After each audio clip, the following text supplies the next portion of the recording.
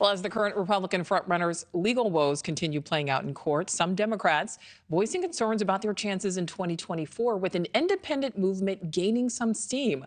Robert F. Kennedy Jr., who is running as an independent, announcing he's collected enough signatures to appear on the general election ballot in New Hampshire. That means he will now be on the ballot in at least 2 states come November, the other, Utah, which he qualified for earlier this month.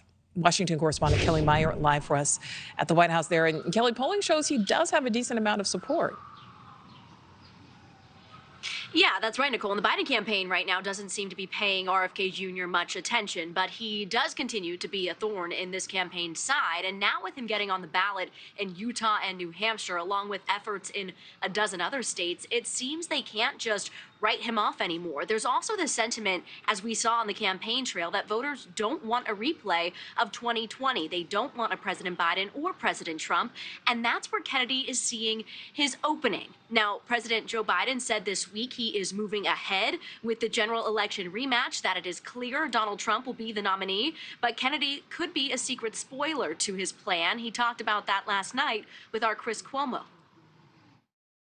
I don't think that President Biden needs my help to lose to Donald Trump. The Democratic Party has already said he's not going to come out of the White House. He's not going to debate. He's going to stay in the White House. And I don't think that that's a winning strategy for beating President Trump. I think that I think what they're gambling on is that maybe these court cases are going to work and take Trump out of the race. But I don't think that they have a strategy for actually beating President Trump.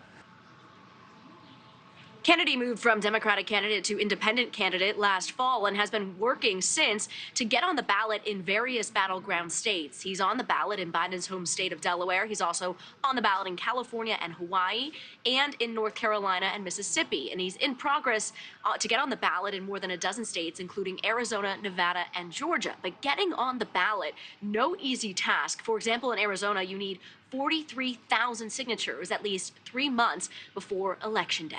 Nichole. Yeah, still a lot of work left to do there. All right, Kelly, thank you. Thank you for watching. Go to newsnationnow.com to find News Nation on your television provider. And don't forget to click the red subscribe button below to get more of News Nation's fact-driven, unbiased coverage.